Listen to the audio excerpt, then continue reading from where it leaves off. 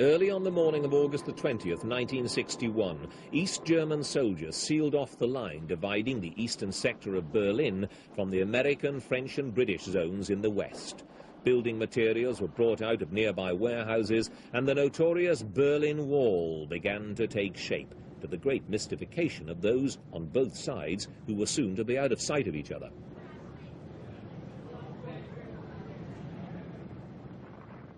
The Western powers immediately expressed outrage at this swift and brutal action. The American Secretary of State, Dean Rusk, described the wall as a flagrant violation of the right of free circulation throughout the city, in direct contravention of the four-power agreement reached in Paris in 1949. But it became increasingly obvious there was nothing they could do. As relative was cut off from relative, friend from friend, the pain of it all was quick to spread.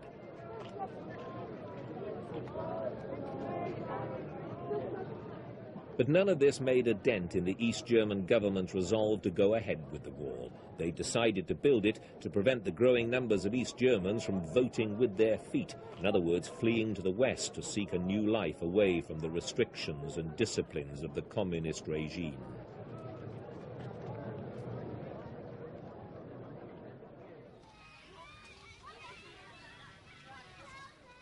The wall became a focal point for all that was worst about the Cold War. It became a symbol of a divided world. As a generation grew up behind it, over the years hundreds tried to escape. Through the defences, over them, under them. The mayor of West Berlin, Willy Brandt, called on the East Berliners to be patient. You cannot be held slaves forever, he told them. But they had to wait for more than a generation for that prophecy to come true. Die Lage in diesem Abschnitt an der Sektorgrenze ist unverändert.